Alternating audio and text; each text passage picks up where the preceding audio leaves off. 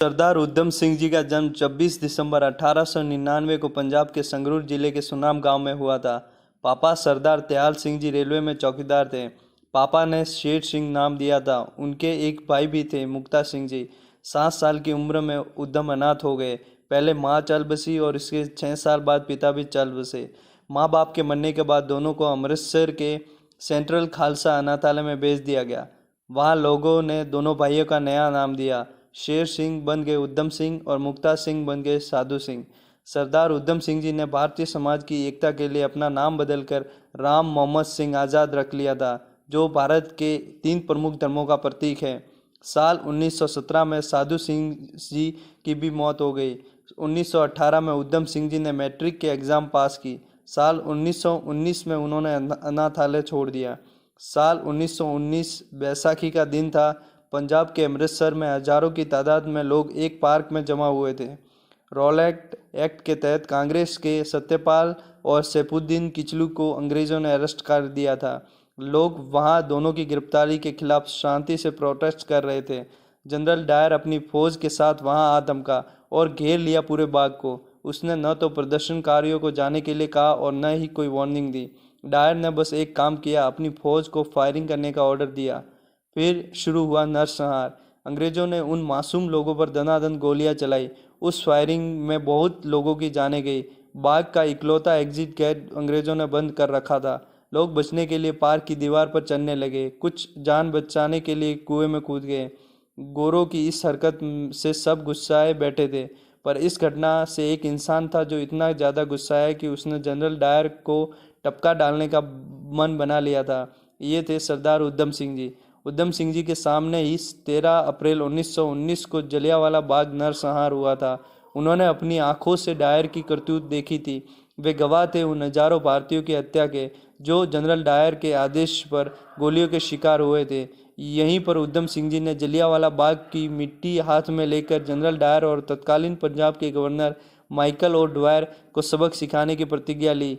इसके बाद वो क्रांतिकारियों के साथ शामिल हो गए। सरदार उधम सिंह जी क्रांतिकारियों से चंदा इकट्ठा कर देश के बाहर चले गए। उन्होंने दक्षिण अफ्रीका, जिम्बाब्वे, ब्राज़ील और अमेरिका की यात्रा कर क्रांति के लिए खूब सारे पैसे इकट्ठे किए। इस बीच देश के बड़े क्रांतिकारी एक एक कर अंग्रेजों से लड़ते हुए जान देते रहे। ऐसे में उनके लिए आंदोलन चलाना मुश्किल हो रहा था, पर वो अपनी प्रतिज्ञा को पूरी करने के लिए मेहनत करते रहे। उधम सिंह जी के लंदन पहुंचने से पहले जनरल डायर बीमारी के चलते मर गया था। ऐसे में उन्होंने अपना पूरा ध्यान माइकल और ड्वायर को मारने में लगा दिया और उसे पूरा किया। उधम सिंह जी को भगत सिंह जी बहुत पसंद थे। उनके काम से उधम सिंह जी बहुत इम्प्रेस थे।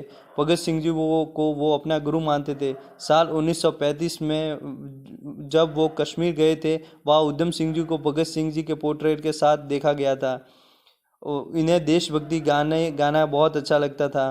सरदार उधम सिंह जी जलियांवाला बाग नरसंहार से आक्रोशित थे।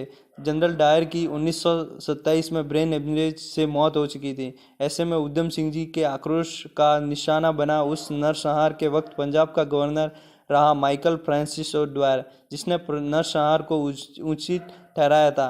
13 मार्च 1940 को रॉयल सेंट्रल एशियन सोसाइटी की लंदन के कॉन्स्टन हॉल में बैठक थी। वहाँ माइकल और ड्वायर भी स्पीकर्स में से एक था। उधम सिंह जी उस दिन टाइम से वहां पहुंच गए। अपनी रिवॉल्वर उन्होंने एक मोटी किताब में छिपा रखी थी। उन्होंने किताब के पन्नों को रिवॉल्वर के शेप में काट लिया था और बक्से में जैसा बना लिया था। इससे उनको हथियार छिपाने में आसानी हुई। बैठक के बाद दीवार के पीछे से मोर्चा संभालते हुए उधम सिंह जी ने माइकल और ड्वायर को निशाना बनाया। उधम सिंह जी द्वारा चलाई गई 2 गोलियां ड्वायर को लगी, जिससे उसकी तुरंत मृत्यु हो गई। इसके साथ ही उधम सिंह जी ने अपनी प्रतिज्ञा पूरी की और दुनिया को संदेश दिया कि अत्याचारियों को भारतीय वीर कभी छोड़ा नहीं करते। उधम सिंह जी ने वहां से भागने की कोशिश नहीं की और अरेस्ट हो गए। उन पर मुकदमा चला, कोर्ट में पेशी हुई। इसके बाद उधम सिंह जी को शहीद ए आजम की उपाधि दी गई, जो सरदार भगत सिंह को शहादत के बाद मिली।